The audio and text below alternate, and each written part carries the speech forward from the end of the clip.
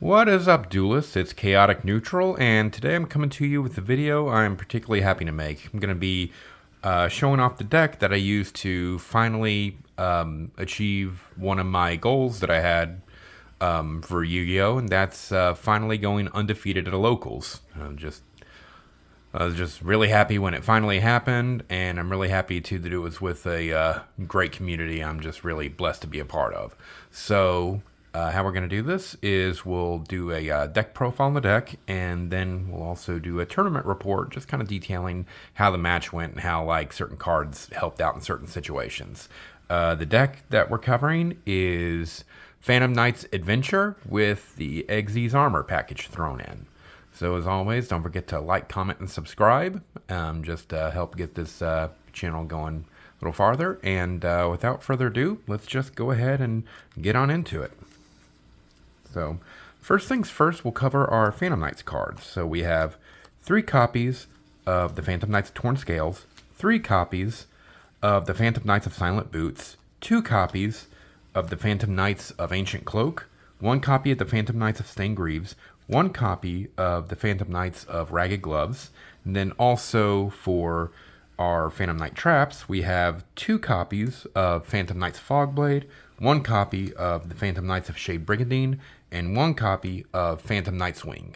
So with the functions of these, your Phantom Knights monsters are going to have usually 2 particular effects. One that happens outside the graveyard, sometimes in hand, sometimes on field, and one that happens in the graveyard. That usually has that card being banished from the graveyard in order to have that effect go through. So for Torn Scales, its out of graveyard effect is on the field, and it allows you discard a card from your hand for cost, and then allows you to send a Phantom Knights card from your deck to your graveyard. So it's a good way of getting something like your Fogblade or your Wing into the graveyard in order to be able to get that resurrection from the graveyard, or get a Silent Boots or something in the graveyard in order to get a search for a spell or trap. Then its in-graveyard effect is that when another Phantom Knights card is banished from the graveyard, this gets to special summon from the graveyard, although it gets banished when it leaves the field. Of course, that gets bypassed if you use it for Xyz material, because that's a whole other thing. But it's a really valuable card in this deck. We've got 3 copies of the Phantom Knights of Silent Boots. So the function with this one is outside the graveyard, if it's in your hand and you control another Phantom Knights monster, you can special summon it from your hand. Then in the graveyard, you can banish it from your graveyard and search a Phantom Knight spell or trap and bring it to your hand. So great way of getting to something like your Fogblade, your Wing, things like that. You usually get to Shade Brigandine by other means, but it's a good method of getting that. We've got 2 copies of Ancient Cloak. So Ancient Cloak's effect on field is that if it's an attack position, you can change it from attack to defense position, select another dark monster on the field, and then it gains 800 attack points until the end of the next turn. That really didn't come up in this build because, just really quickly, we don't play Leviair in this extra deck. And that's usually when it come up, like for decks that run Leviair like that. Its main function for that is to help beef up your Rusty Bardiche. But it doesn't really come up. We mainly use it for its graveyard effect, which basically you banish it in order to search the Phantom Knights card and from your deck and bring it to your hand. It's a very important distinction to make when you're playing Phantom Knights. It has to be the Phantom Knights card. So you could search for like any of your PK monsters or a trap that says the Phantom Knights like Shade Brigandine, but you can't search for something that just says Phantom Knights like Fogblade or Wing. It has to be the Phantom Knights. I like to joke that it's the the Phantom Knights card is very proud of the fact that it went to Ohio State University, or the Ohio State. Anywho, so then we've got 1 copy of Stained Greaves, 1 copy of Ragged Gloves. With Stained Greaves, its effect is in hand, and basically if another Phantom Knights card is special summoned to the field, it also gets a special summon from your hand, and then once it special summons, you can decide whether or not to increase its level by 1. Thereby, if you do use that to make it a level 4. So it's a good way of going into some of your rank 4 plays. And then its ability in the graveyard is that if you have a Phantom Knights monster in your hand while it's in the graveyard, you can banish Stained Greaves from your graveyard in order to special summon that Phantom Knights card from your hand, and then you can select the option of whether or not to raise its level by 1. Then Ragged Gloves, it's so its function out of the graveyard doesn't really get used in this deck, but what it is that if it's used as part of a Xyz summon for a dark attribute Xyz monster, then that monster gains an extra 1,000 attack points. It's mainly there to be another Phantom Knight's body, and also for its graveyard ability, which is that you can banish it from the graveyard and then send a Phantom Knight's card from deck to graveyard. So it can be pretty valuable if you need to get something like, if you draw into it, but you don't draw into your Cloak or your Torn Scales, it can be a good way of getting one of them to the graveyard to kind of help keep your play going. Then, of course, we've got our trap cards here. We've got 2 copies of Fogblade. This is a really valuable card. So what it does is that when you use it as a trap card on the field, you target a opponent's monster with it, and that target has its effects negated, and then also it cannot be attack or be attacked. But it's just a really good way of just stopping some of your opponent's plays. And then its effect in the graveyard is that you can banish it from the graveyard in order to special summon a Phantom Knights monster from your graveyard, but that monster gets banished when it leaves the field. So it's just really good all-around card. One thing to keep in mind with it is that you can use its on-field effect multiple times in a turn, but its graveyard effect you can only use once per turn. We have 1 copy of the Phantom Knights of Shade Brigandine, so a lot of times you're going to get this to the field by using the effect of your Phantom Knights of Rusty Bardiche from the extra deck, which will set it directly. And a really cool thing about this card is that if you don't have any trap cards in your graveyard, you can activate it the turn it was set. But its effect allows it to special summon to the field as a level 4 dark attribute warrior type monster with 0 attack and 300 defense. And of course it's a level 4, so it's a good way of getting to some of your rank 4 plays and a good way to get a body on the field. And then also too, it's since it's a normal monster, you can use this as a body to go into like a Link 1 summon for your Link Spider to help move some of your plays along there. And then we've got 1 copy of Phantom Knight's Wing. So it's got 2 effects. Its on-field effect is that you activate it and you can target a face-up monster on the field. It gains 500 attack, and then for the first time the target would be destroyed by battle or card effect, it's not destroyed. And then also has a nice graveyard effect where you can banish it from the graveyard, and then basically same thing as Fogblade graveyard to resurrect the monster, but it gets banished after it leaves the field.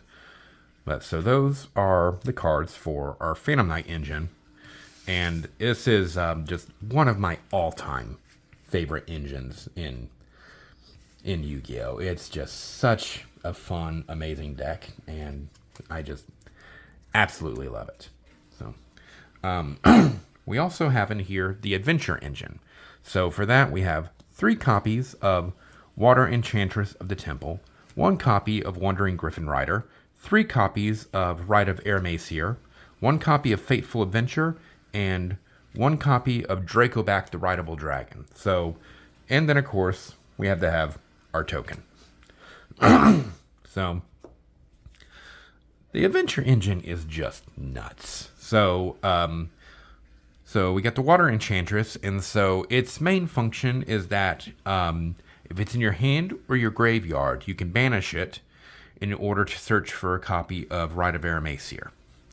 And so, like, it's a level 3 too, so if need be, you can use it as part of your summon plays to kind of get your plays going. And then, of course, once it's in the graveyard, when you link it off or something, then you can keep moving things along from there by going into your adventure plays. That leads us into Rite of Eremacier. So what this one does is that if you don't control an adventure token currently, you can special summon an adventure token. It's going to be a Fairy type Earth attribute level 4 monster with 2000 attack and defense. And then if you don't currently control Fateful Adventure, after that token gets summoned, you can place Fateful Adventure on the field directly from your deck.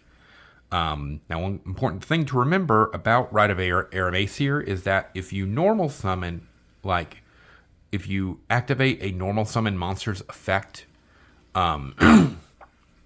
excuse me, before using this, then you can't use this that turn.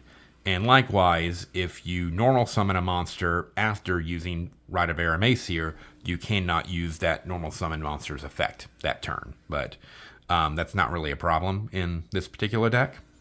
So it leads us to Fateful Adventure. So what Fateful Adventure is going to do is, if you control a token that allows you to search for a monster that mentions adventure token in its text, which is going to be either your Water Enchantress or what you're actually going to search for, your Wandering Griffin Rider. But then after you do it, you have to send a card from your hand to your graveyard. But of course, we're playing Phantom Knights, so it's not really much of a problem. Then also, once per turn, if you control a excuse me, if you control a monster that's equipped with an equipped spell that would be destroyed by battle, it's not destroyed, so it helps protect your token if it's equipped with Dracoback the Rideable Dragon. Another cool thing that Faithful does is when a monster is summoned while it's on the field and you control an adventure token, then you can search for the equip spell and then elect to either add it to your hand or equip it directly to the adventure token, which is going to be your Dracoback the Rideable Dragon. Then this one's pretty nutty too, as when it's equipped to the adventure token, once per turn you can select one of your opponent's monsters and and send it back to their hand. And on top of that too, if it gets sent to the graveyard, then it can just come right back, just auto-equipping to the token.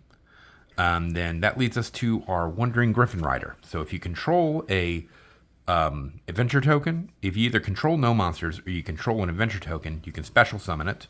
A lot of times we're going to do it in defense because it has 2,000 attack, that's 2,800 defense, so pretty beefy defense.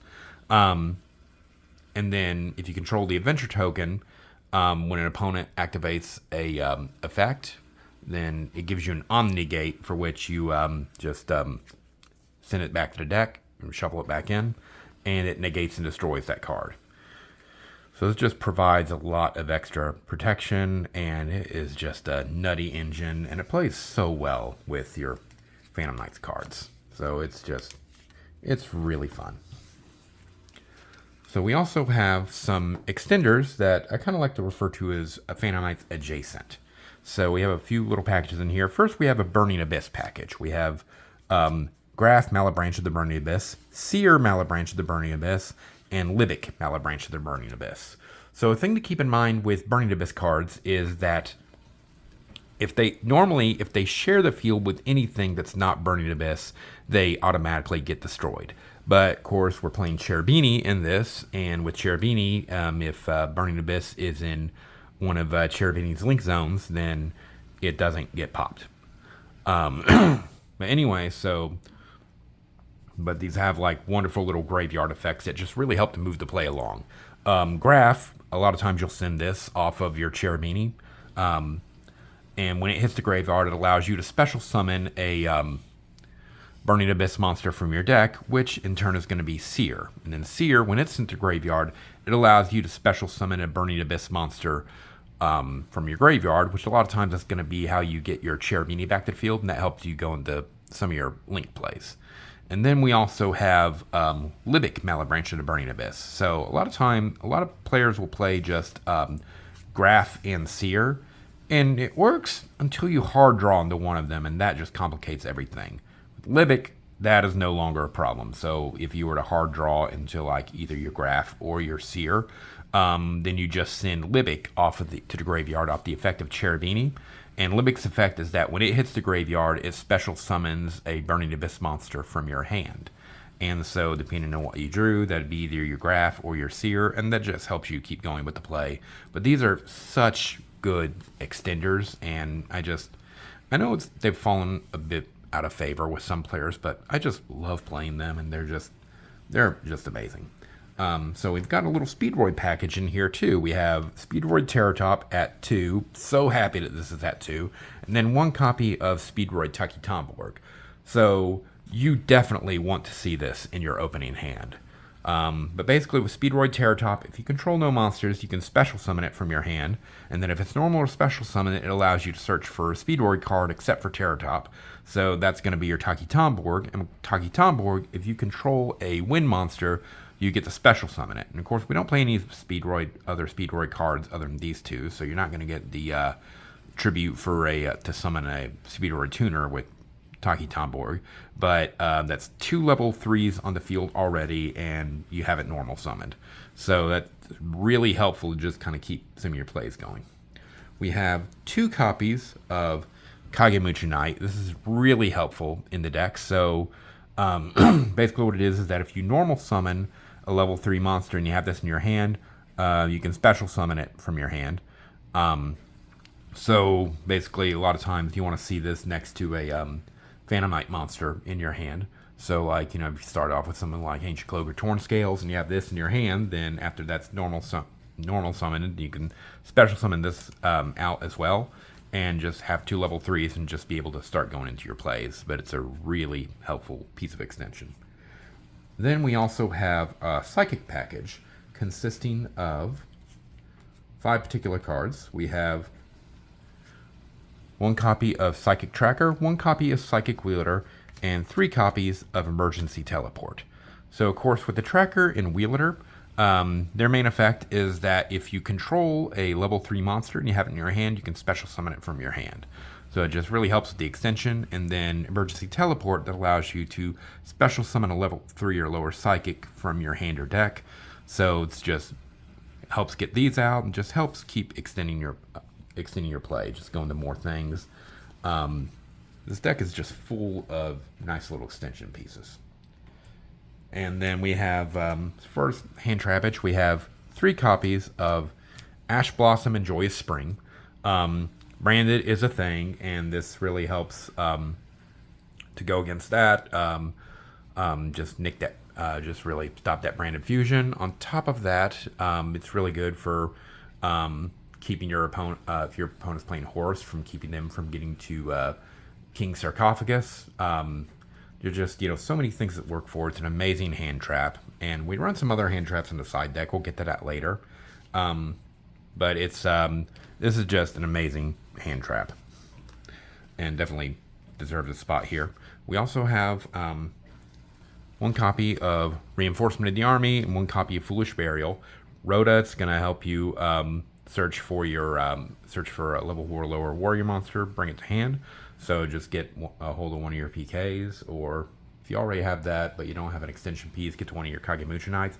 Just really help you get into some stuff. And then Foolish Burial sends a card to the graveyard, which of course is part of the bread and butter for Phantom Knights. You do that, or like send your your Enchantress in order to get your Bride of Aramis here and get your adventure stuff going. And then lastly, in the main deck, we have part of our Xyz Armor package. We have 1 copy of Armored Xyz and 1 copy of Full Armored Xyz. These cards are just nuts with the helping run the Armored Xyz package. So basically, what it's going to do with your Armored Xyz, if you control an Xyz monster and you also have an Xyz monster in your graveyard, you can equip that monster to it, and you can equip the monster from the graveyard to the Xyz monster on the field. And then it gains these effects. First of all, the attack of the equipped monster becomes the attack of the monster that it's being equipped to. It gains that card's attribute, and then also too, at the end of the damage step, if the equipped monster attacked, then you can send the card that is equipped to the graveyard and then get a second attack. Then Full Armored Xyz, that allows you to basically conduct a Xyz summon on your opponent's turn, which is really nice for the Armored Xyz package. Get your Dark Knight Lancer out there. And then also you can, on a separate chain, you can activate the effect to send this from your banish this from your graveyard in order to equip your your newly summoned Dark Knight Lancer with a Xyz monster from the graveyard, and then that activates Dark Knight Lancer's effect to be able to suck up a monster as an overlay. So these cards are just bonkers with their use. So now we'll go into our extra deck. So for extra deck, we've got we're pretty much just Link monsters and Xyz monsters. We have one Cherubini, one Phantom Knights of Rusty Bardiche, one Link Spider, one IP Masquerena, one SP Little Knight, one Access Code Talker, and one Appaloosa. So for monsters here, Cherubini, it really helps to get our plays going. Takes advantage of the Burning Abyss package, and just really helps move things along. And then, of course, get it back out with Seer's Effect in order to help you go into some of your Link plays. Rusty Bardiche is an amazing card, so it allows it. The only thing that really stinks about it is that you can't use it as Link material. It'd be so broken if you can do that, but they're gonna keep it level somehow. And of course, we had a while where we weren't able to use this card. Now we are again, but we have been for a while. But it's just such a good card. It allows you to send a card from your send a Phantom Knight monster from your deck to your graveyard, and then set a Phantom Knight spell or trap directly from the deck. So it's a good way of getting like a piece like your Cloak or your Scales into your graveyard, and then also you'll usually use this to get to your Phantom Knights of Rusty Bardiche to set that to the field.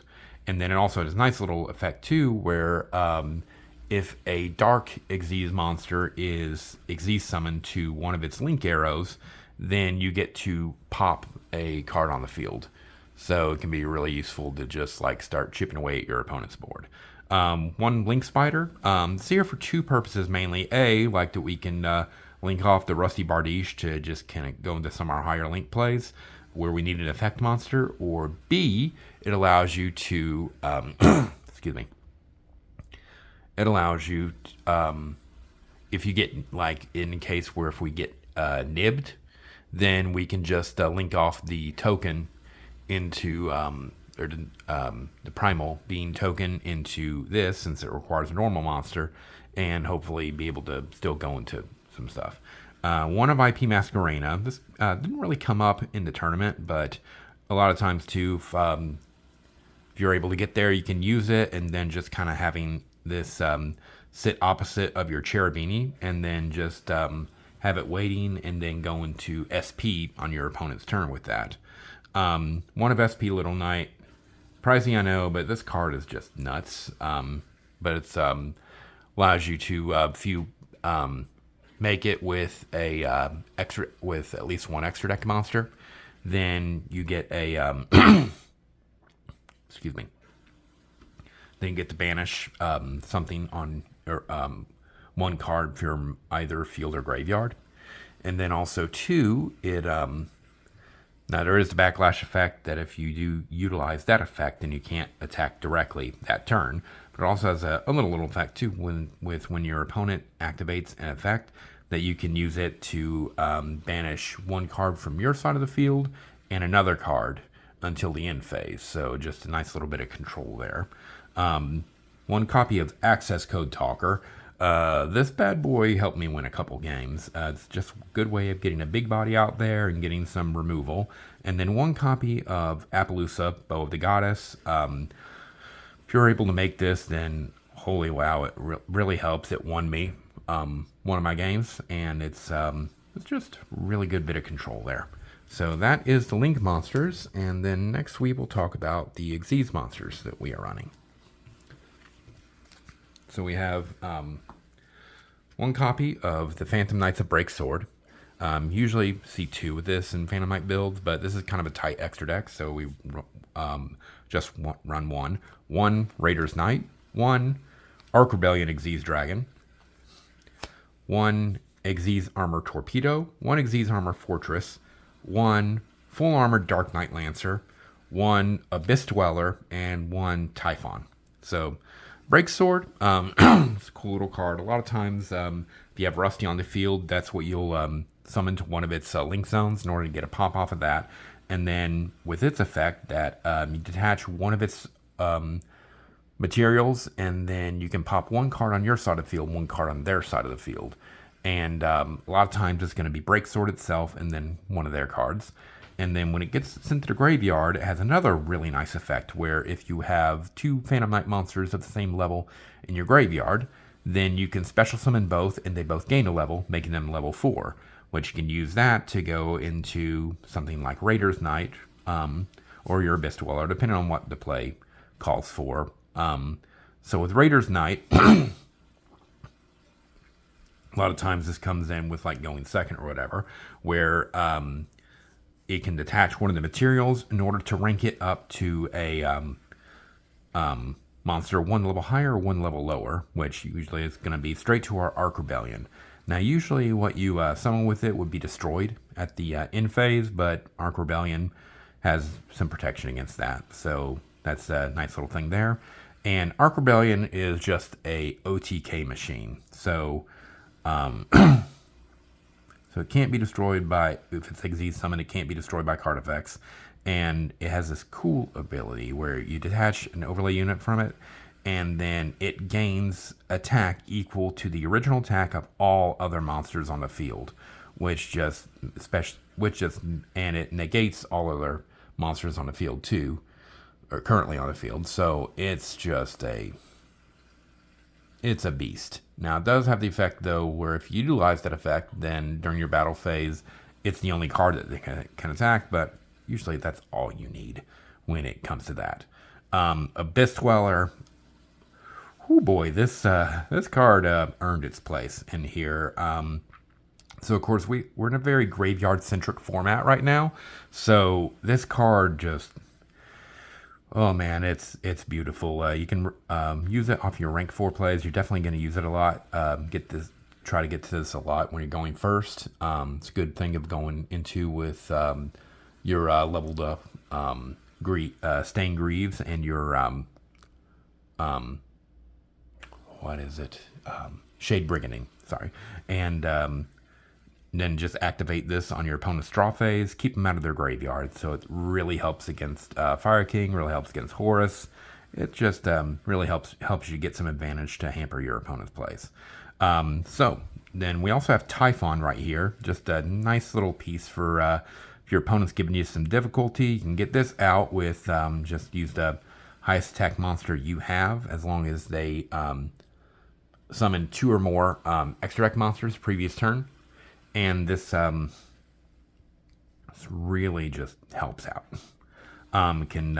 It keeps monsters that are 3,000 attack or higher from activating their effects, and then also too, like by detaching material, you can spin something back to their hands. So this card is just nuts. And then of course, let's talk about the Xyz Armor package in here. So we have Xyz Armor Torpedo. So this helps just get the snowball rolling. And it has a nice little effect where you detach 2 overlays, and it allows you to draw. And then you can use that to go into your Xyz Armor Fortress. And then with Fortress's effect, you detach an overlay from it, which of course is going to be your torpedo. You detach that, and then allows you to search for a for an Armored Xyz card, which depending on the situation is either going to be your Armored Xyz or your full Armored Xyz. And then you can use this if you're going second and you're being able to go into this and you have Armored Xyz, you're gonna go into your full armor Dark Knight Lancer first. But if you're going second, if you're going first, then you're gonna search for you're gonna leave it here, and then you're going to search for your full Armored Xyz, then activate that into your opponent's turn to go into your Dark Knight Lancer. And then both those cards will usually have means to allow you to equip a Xyz monster to it, which is usually going to be your Xyz Armor Torpedo. And then Dark Knight Lancer is a nice ability where it if something's equipped to it, then it gets to suck up one of your opponent's monsters as an Xyz material. And then it also gets 300 attack points for every material and for every equip card, so it can beef up really quickly. But that is the extra deck that we used. And next, I'm going to do something I don't normally do, but since we are talking about how things did in the tournament, we are going to talk about the side deck. So for the side deck, I ran 3 Nibiru, 3 Droll, 3 Ghost Spell, 3 Evenly Matched, 2 Lightning Storm, and 1 Harpy's Feather Duster. So the main strategy I went with this is that rounds I went first, I usually just kept the Adventure Engine in there. But rounds that I went second, like in rounds 2 or 3, I sided out the Adventure Engine completely and then just put 9 of these in, depending on what the situation was. Nibiru didn't really come up. Nibiru, Evenly, Lightning Storm, Feather Duster, and Ghost Spell, they didn't really come up at all. Droll did come up, and it helped me win a game. Really helped limit that opponent's plays, but just being able to side that and just have a bunch of interruption, especially against decks that have an ability to just swarm the field, this really helps. And I did see others of these in my hand. I just either didn't get to use them, like one of them, my opponent that was running, I had a Nibiru in my hand, but my opponent only did 4 summons, so just couldn't quite get there. And one of them I did have Evenly in my hand, but the opportunity, the moment just did not call for using it. So, but still just nice little bits of things to be able to handle swarming the field or graveyard, all of those things. But anyway, so now let's talk about how the tournament went. So we had an odd number of players, so round 1 I got to bye. So with that one, I just chilled. Our normal store owner manager, he was out for the day. He was taking his kids to a Pokemon regional, and they did pretty well apparently. And so, so congrats to them. And so the guy he had him there, he didn't have the timer going, so I kept time, just did a few crosswords, just chilled out. And then the second round, I went against Dallas, and he was running Scareclaw Kashtira. So my round 1 against him, he had just an absolutely nutty board. He had Fenrir, he had Lightheart, he had Visas Astrolaud, he had Chingying, and he had Baron. So I was able to go through parts of my play. I was able to get his Baron to use its negate, and then I was able to get Rusty Bardiche out, and then special summon, excuse me, and then Xyz summon the Break Sword to one of Rusty's Link Zones, which allowed me to pop both it and the Kashtira. So that got rid of the Kashtira Fenrir. And then after that, I went into Raiders Night and then Arc Rebellion, and he had so many big bodies on the field, so I was just able to have Arc Rebellion absorb everything from off the field and OTK'd. And then the second round, he went first again, so I sided out my adventure package, sided in the hand traps. He got Planet Reichphobia on the field, and that's when I drolled him, so that kind of effectively killed his play. He was able to get a few things on the field. He did get Unicorn on the field, so that did that did hamper things a little bit, and but like not by much. So when it started out, he did use that effect, Unicorn's effect, on me in order to get a card out of my extra. He pulled out he banished the Arc Rebellion. He's like, yeah, you're not using this on me again. It's like, okay, I'll just use something else. So I was able to build up into, I had Rusty, I had Access Code Talker, so I popped 2 of his monsters, and then I got out the Dark Knight Lancer and Armored Xyz, used that to equip, and then suck up his last remaining monster, emptied his field, and then just attacked for game. So OTKs both times. My next match was against Rain, and they were using Crystal Beasts. They really like using that archetype, and they have improved so much from when they're a younger player, but they've improved so much from when they started coming in. And their first match, they went against the Trap Tricks player and just dominated. But so the match that I played them, they didn't really have like too much going, but they were able to get 2 of Crystal Beast Rainbow Dragon in the Spell and Trap zone, and then 1 Sapphire Pegasus out. So, and in the second round, it was kind of like that, except it was just 1 Crystal Beast Rainbow Dragon in the Spell and Trap zone and 1 Sapphire Pegasus. But both rounds I won with the same play, where basically I made Rusty, Access Code Talker, and the Dark Knight Lancer with the armor exes. So I went and I popped everything on the back row, and then sucked up used Dark Knight Lancer's effect with an equip to just suck up the Crystal Beast Sapphire Pegasus both times, and both rounds swung for an OTK. So anyway, went undefeated in Swiss, and then we had the top cut, and I went against my boy Dusty, who also has a channel, Yu-Gi-Oh! Stupid. I usually always put him in the description, but I'll have his link in the description. Definitely check his stuff out. But he's a great guy, and he's a really good duelist. But anyway, so this round got interesting. He was playing Phantom Knight Adventure Horus. Of course, too, Horus is just out of my price range. So instead of just, so what I focused on was basically putting things in my deck, in my extra deck and side deck that could combat Horus. So the first round, I went first, and I was able to get things going. He just really didn't see much of anything, and so I was able to get him at a point where I was able to just chip away, and he wasn't really going to be able to do anything. So I took round 1. Round 2, I was able to get the round 2. I was able to get. Wait a minute. Sorry, I lost track a bit. That first round, I was able to get the Dweller out. He was able to Forbidden Droplet Dweller, but I was able to come back and win that one. Round 2, he it started out, and this one just had so much crazy back and forth.